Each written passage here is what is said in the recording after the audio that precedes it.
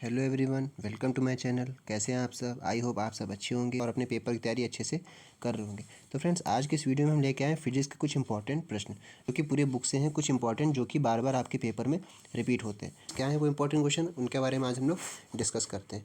ठीक है, जैसा आप पहला क्वेश्चन आप देख रहे हैं कि पहला क्वेश्चन है कि विद्युत फ्लक्स की परिभाषा तथा मात्रक लिखिए। ठीक, मोस्ट इंपॉर्टेंट क्वेश्चन है, फिजिक्स के पेपर में समझ लिए आता ही आता है विद्युत फ्लक्स से रिलेटेड। ठीक है, या तो आपसे परिभाषा पूछी जाएगी और मात्रक भी पूछा जा सकता है। तो आप इसको ऐसे तैयार करके जाइएगा कि विद्युत फ्लक्स की परिभाषा क्या होती है, पहले आप उसको लिखेंगे, फिर उसका मात्रक लिख देंगे, और मात्रक के बाद मात्रक आप जब भी लिख पाएंगे जब आपको फॉर्मूला इसका याद होगा। ठीक है, तो विद्युत फ्लक्स की परिभाषा है, विद्युत क्षेत्र में स्थित किसी क्षेत्रफल से अभिलंबवत गुजरने वाली विद्युत बल रेखाओं को विद्युत फ्लक्स कहते हैं। ठीक है, ये हमारा विद्युत फ्लक्स की परिभाषा होगी। विद्युत फ्लक्स क्या होता है, यानी कि हम लोग उसको फाई ई से दिखाते हैं।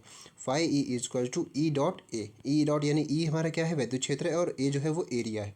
तो यानी कि फाई ई यानी कि विद्युत flux phi E is equal to E dot A. ठीक है, मात्रक इसका क्या होगा, न्यूटन मीटर स्क्वायर या कूलाम, या इसको आप सीधे सीधे वोल्ट मीटर भी बोल सकते हैं। ठीक है, तो ये इसकी डिफिनेशन हो गई थी और ये इसका फॉर्मूला हो गया था, ये इसका मात्रक हो गया। ठीक है, इसको वोल्ट मीटर भी बोला जा सकता है। ठीक, ये आपकी हो गई विद्युत फ्लक्स की परिभाषा और उसका मात्रक। ठीक, दूसरा क्वेश्चन कह रहा है फ्रेंड्स, रेखीय आवेश घनत्व से आप क्या समझते हैं। देखिए, रेखीय आवेश घनत्व क्या होता है। ठीक है, ऊपर तो आपने पढ़ा था विद्युत फ्लक्स, यहाँ पर है रेखीय आवेश घनत्व। तो रेखीय आवेश घनत्व क्या होता है कि किसी तार के प्रति एकांक लंबाई पर वितरित आवेश की मात्रा को रेखीय आवेश घनत्व कहते हैं।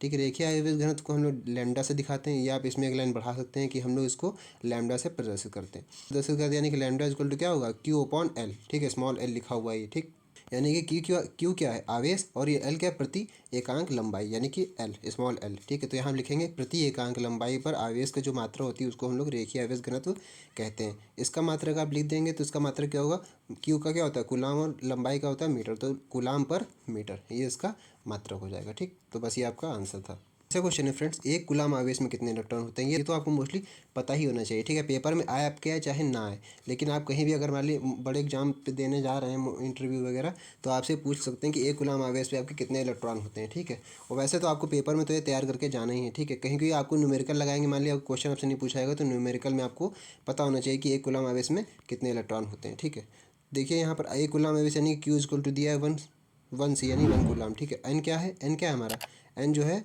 वो है निकालना है। ठीक है, तो एन हमको निकालना है। ई क्या है, ई हम जानते हैं इलेक्ट्रॉन में, एक इलेक्ट्रॉन में कितने होते हैं, 1.6 गुणे 10⁻⁻19 कूलॉम। ठीक, उसके बाद यहाँ पर इसका फॉर्मूला होता है Q is equal to N E, Q is equal to N ई।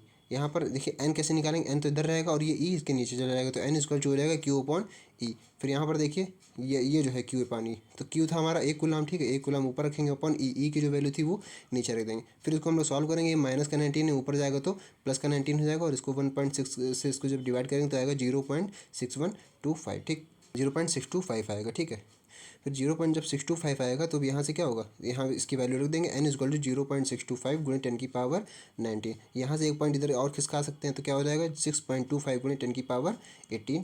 ठीक है, ये हमारा एक कूलाम आवेश में इतने इलेक्ट्रॉन्स होते हैं। ठीक है, यूनिट इसलिए नहीं लगाया क्योंकि इलेक्ट्रॉन की कोई यूनिट नहीं होती, तो हमारे इतने इलेक्ट्रॉन होते हैं एक कूलाम आवेश में। ठीक, फिर फ्रेंड चौथा क्वेश्चन है, गॉस की प्रमेय को लिखिए। गॉस की प्रमेय क्या है, ये मोस्ट इंपॉर्टेंट टॉपिक है आपका 12th क्लास का, कि गॉस की प्रमेय क्या होती है। मोस्टली आपसे पूछा जाता है, सबसे ज़्यादा जो क्वेश्चन पूछा था वो यही है कि गॉस की प्रमेय को बताइए और कूलाम के नियम क्या होते हैं, ये सब आपसे पूछे जाते हैं पेपर में। तो गॉस की प्रमेय क्या होती है, लिखेंगे आप, गॉस की प्रमेय के अनुसार किसी बंद पृष्ठ से गुजरने वाला कुल विद्युत फ्लक्स उस पृष्ठ पर लगे कुल आवेश का 1/ε0 गुना होता है। यानी कि जो आवेश होता है उसका कितना गुना होता है, 1/ε0। ये मान लेते हैं हमारा जो आवेश है उसका गुणे 1/ε0, तो इतने गुना हमारा विद्युत फ्लक्स होता है। ठीक है, तो यहाँ पे लिखा है विद्युत फ्लक्स इक्वल टू Q/ε0। जब इसको सॉल्व करेंगे यहाँ पर इससे मल्टीप्लाई कर देंगे तो Q/ε0 भी इसको लिख सकते हैं। तो ये चीज़ यही चीज़ यहाँ पर लिखी हुई है। ठीक है, तो फिर लिखेंगे phi E equal to Q/ε0, ये हमारी गॉस की प्रमेय कहती है। ठीक, पांचवा क्वेश्चन बहुत छोटा सा है फ्रेंड, ये आपसे अति लघु में पूछा जा सकता है कि समांतर प्लेट संधारित्र की धारिता के लिए सूत्र बताइए। समांतर प्लेट जो संधारित्र की धारिता होती है उसके लिए आपको सूत्र बताना। तो क्या होती है, सी धारिता यानी कि सी, तो सी इक्वल टू क्या होगा, K.A/ε0/d। तो ये तो फॉर्मूला होता है, के क्या होता है, के होता है एयर के लिए वैल्यू इसकी 1 होती है। वैसे क्या है, ये के हमारा परावैद्युतांक है। ठीक है, तो जो हमारी ये समांतर प्लेट होती है इसके बीच में जो पदार्थ भरा रहता है उसी को हम लोग परावैद्युत पदार्थ के नाम से जानते हैं। तो यही हमारे के इक्वल टू क्या, परावैद्युतांक है। ठीक, फ्रेंड्स फिर अगला क्वेश्चन, निर्वात की वैद्युशीलता यानी एप्सिलॉन नॉट का मात्रक व विमा लिखिए। तो निर्वात की वैद्युशीलता क्या होती है, इसका मात्रक और विमा आपको बता देनी है। 3 नंबर में मोस्टली पूछा सकता है, 2 नंबर 3 नंबर में पूछा आता है, ठीक है। मात्रक इसका क्या है, कूलाम स्क्वायर पर न्यूटन मीटर स्क्वायर, ये इसका मात्रक हो गया। विमा क्या है, m1, तो ठीक है, तो इसकी विमा क्या है, m-1 L-3 T4A2, ठीक है। इसको आप कहीं नोट करके लिख लीजिए, ठीक है, क्योंकि आपको बाद में पेपर के समय ढूंढ नहीं मिलती ढूंढने से, ठीक है, तो इसलिए आप इसको अभी से कहीं नोट करके लिख लीजिए। फिर अगला है परावैद्युत पदार्थ क्या है, ठीक है। तो अभी हमने आपको बताया था जो हमारी समांतर प्लेट होती है उसके बीच में जो पदार्थ भरा होता है उसको हम लोग समांतर प्लेट, तो परावैद्युत पदार्थ कहते हैं, ठीक है। आपको बताया था जो हमारी समांतर प्लेट होती है उसके बीच में जो पदार्थ भरा होता है उसको हम लोग परावैद्युत पदार्थ कहते हैं, ठीक है। लेकिन वो होता क्या है पदार्थ जो भरा रहता है बीच में, वो होता क्या है पदार्थ है, उसके बारे में हम लोग पढ़ेंगे, ठीक है। तो देखिए इसकी डिफिनेशन लिखिए, ऐसे पदार्थ जो अपने में से विद्युत धारा को प्रवाहित नहीं होने देते हैं लेकिन विद्युत प्रवाह दर्शाते हैं।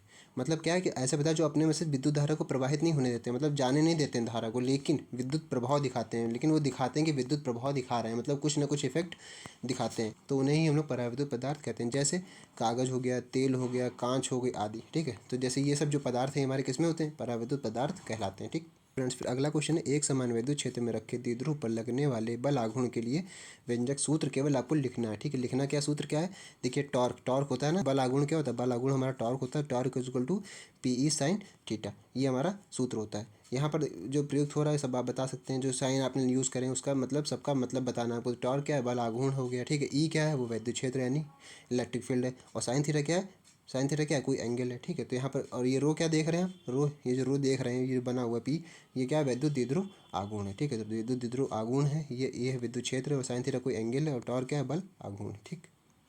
याद रखिएगा ये होता है बल आघूर्ण और ये होता है विद्युत द्विध्रुव आघूर्ण, टॉर्क और पी यानी रो जिसको बोलते हैं, ठीक। ये आपका आंसर हो गया। फिर फ्रेंड्स अगला क्वेश्चन है, गतिशीलता किसे कहते हैं, परिभाषा लिखिए। गतिशीलता क्या होती है, इसको आप बताएंगे, किसी चालक के अनुगमन वेग तथा विद्युत क्षेत्र के अनुपात को गतिशीलता कहते हैं। तो ये बस यही हमारी गतिशीलता की डिफिनेशन है। इसका आप सूत्र भी लिखना चाहें तो लिख सकते हैं। गतिशीलता का म्यू दिखाते हैं, म्यू से इक्वल टू VD/E, यही हमारी गतिशीलता का सूत्र भी है, और ये फॉर्म, ये सूत्र है, और यही हमारी गतिशीलता का सूत्र है, और ये ऊपर डिफिनेशन है, ठीक। फिर फ्रेंड्स अगला क्वेश्चन है, चुंबकीय याम्योत्तर की परिभाषा लिखिए। चुंबकीय याम्योत्तर क्या होता है, ठीक। तो किसी स्थान पर अपने गुरुत्व केंद्र से स्वतंत्रता पूर्वक लटकाई गई चुंबक के चुंबकीय अक्ष से गुजरने वाले ऊर्ध्वाधर तल को चुंबकीय याम्योत्तर कहते हैं, ठीक है। ये हमारा चुंबकीय याम्योत्तर होता है, ठीक है। आपको चुंबकीय क्षेत्र वाले आपके में चैप्टर होगा उसमें आपको ये डिफिनेशन मिल जाएगी, ठीक है। बस आपको इतनी सी डिफिनेशन याद कर लेनी है और ये जाके लिख देनी है अगर पूछी आ रही है, ठीक है। उसके बाद फ्रेंड अगला क्वेश्चन आता है, वैद्युत चुंबकीय तरंगों के 2 गुण लिखिए, ठीक है। आपसे बहुत बार पूछा सकता है अति लघु में, ठीक है, कि वैद्युत चुंबकीय तरंगों के 2 गुण बताइए, ठीक है, क्योंकि ज़्यादा बड़ा क्वेश्चन नहीं है इसलिए आपसे अति लघु में ही पूछा सकता है, 2 नंबर में या 3 नंबर में मोस्टली पूछा जा सकता है, ठीक है। तो यहाँ पर क्या लिखेंगे, पहले 2 स्केल लिख लीजिए गुण। पहला है ये अनुप्रस्थ तरंगे हैं, दूसरा ये प्रकाश की चाल से चलती हैं। बस ये 2 इंपॉर्टेंट और सरल भी हैं जो कि आपको अच्छी तरीके से याद हो सकते हैं, ठीक। उसके बाद फिर अगला है पूर्ण आंतरिक परावर्तन की शर्तें लिखिए। जो तो पूर्ण आंतरिक परावर्तन होता है उसको उसकी शर्तें बतानी है आपको, ठीक है। तो पहली शर्त क्या है, प्रकाश सघन के माध्यम से विरल माध्यम में जा रहा हो, पहला तो ये है। दूसरा, इसके बने प्रतिबिंब में वर्ण विपथन का दोष नहीं होना चाहिए, ठीक है। द्वारा जो प्रतिबिंब बना उसमें वर्ण विपथन का दोष नहीं होना चाहिए, ठीक। ये हमारा पूर्ण आंतरिक परावर्तन की शर्तें हैं, ठीक। फ्रेंड्स अगला है, सूक्ष्मदर्शी की विवेदन क्षमता को कैसे बढ़ाया जा सकता है। बहुत बार आपसे पूछा जाएगा कि सूक्ष्मदर्शी जो होता है, ठीक है, उसकी विवेदन क्षमता है उसको हम कैसे बढ़ा सकते हैं। तो आप बताएंगे, छोटी तरंगदैर्ध्य का प्रकाश प्रयोग करके सूक्ष्मदर्शी की विवेदन क्षमता को बढ़ाया जा सकता है, ठीक। विवेदन क्षमता को बढ़ाया जा सकता है, ठीक। अगला क्वेश्चन है, दे ब्रॉगली सिद्धांत से आप क्या समझते हैं बताइए, यानी स्पष्ट कीजिए। तो दे ब्रॉगली सिद्धांत क्या होता है, देखिए आप बताएंगे, दे ब्रॉगली के सिद्धांत के अनुसार गतिमान कण तरंगों की भांति व्यवहार कर सकते हैं। तो दे ब्रॉगली का छोटा सा सिद्धांत था, बस इतना ही सा सिद्धांत है इनका। क्या बताना है आपको, इनके दे ब्रॉगली के सिद्धांत के अनुसार जो गतिमान कण होता है वो तरंगों की भांति व्यवहार कर सकता है, ठीक है। जो हमारा कोई मोशन में है तो वो किसकी तरह व्यवहार कर सकता है, तरंगों की तरह व्यवहार कर सकता है, ठीक। इतना आपको बता देना है। फिर फ्रेंड्स अगला है, नाभिकीय रिएक्टर में मंदक का क्या कार्य होता है, किसी एक मंदक का नाम लिखिए। नाभिकीय रिएक्टर आपने नाम सुना होगा, उसमें मंदक लगाए रहते हैं, मंदक का क्या कार्य होता है। तो आंसर आप बताएंगे, मंदक का कार्य न्यूट्रॉन की गति को मंद करना है। भारी जल एक न्यूट्रॉन मंदक है।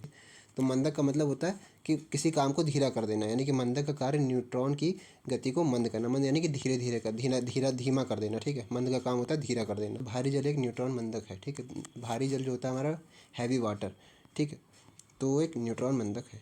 फिर अगला क्वेश्चन है पी प्रकार के अर्धचालक बनाने के लिए इसमें से कैसे अपद्रव्य मिलाए जाते हैं। तो पी प्रकार आपने दो अर्धचालक सुने होंगे, पी टाइप और एन टाइप। तो पी टाइप बनाने के लिए किस प्रकार के अपद्रव्य मिलाए जाते हैं, यानी तो पी टाइप बनाने के लिए हमें कैसे अपद्रव्य मिलाए जाते हैं देखेंगे। शुद्ध सिलिकॉन में 3 संयोजकता वाले तत्वों को मिलाने पर पी प्रकार का अर्धचालक बनता है। जो 3 जिनकी संयोजकता होती है उनको मिलाने पर हमें पी प्रकार का अर्धचालक मिलता है। और अगर अब इसी से पूछा जा सकता है क्वेश्चन एन प्रकार का अर्धचालक, तो एन प्रकार का अर्धचालक बनाने के लिए कैसे मिलाएंगे, तो उसमें मिलाएंगे 5 संयोजकता, यानी कि 5, उसमें मिलाएंगे आप 5 संयोजकता वाले तत्वों। तो एन प्रकार का बनाने के लिए आपको बनाना है 5 संयोजकता वाले तत्वों को मिलाना पड़ेगा, ठीक है, तब आपको एन प्रकार का मिलेगा। यहीं से आपके 2 क्वेश्चन तैयार हो गए, ठीक। फिर फ्रेंड्स अगला क्वेश्चन है विभव प्राचीर से आप क्या समझते हैं।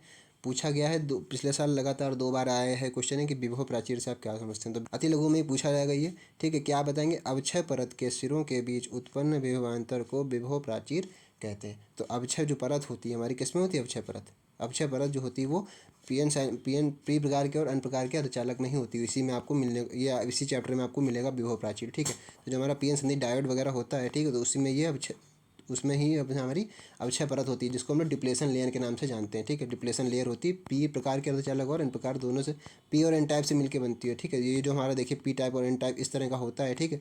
ये बीच में यहाँ होता है पी टाइप और यहाँ होता है एन टाइप। तो ये जो बीच में आप ये देख रहे हैं हमारी होती है डिप्लेशन लेयर, यानी कि अवक्षय परत, ठीक। अवक्षय परत के सिरों के बीच उत्पन्न विभवांतर को ही विभव प्राचीर कहते हैं। बस इतना सा आंसर हो गया आपका विभव प्राचीर का, ठीक है। ये बस कुछ इंपॉर्टेंट क्वेश्चन थे जिसके ऊपर मैंने आज ये वीडियो बनाई थी। तो आई होप आपको ये सारे क्वेश्चन समझ में आ गए होंगे और वीडियो अच्छा लगा होगा। और एक बार अगर वीडियो अच्छा लगा हो तो एक बार इसको लाइक कीजिएगा, और चैनल पर नए तो चैनल को एक बार जरूर सब्सक्राइब कीजिएगा, ताकि मैं इस तरह की जो भी वीडियो लाऊँ वो आपको सबसे पहले मिल सके। और इस वीडियो को अपने फ्रेंड्स में भी शेयर कीजिएगा, ताकि उनकी भी आगे हेल्प हो सके। तो फ्रेंड्स बस आज की वीडियो में इतना ही, मिलते हैं नेक्स्ट वीडियो में, तब तक के लिए जय हिंद।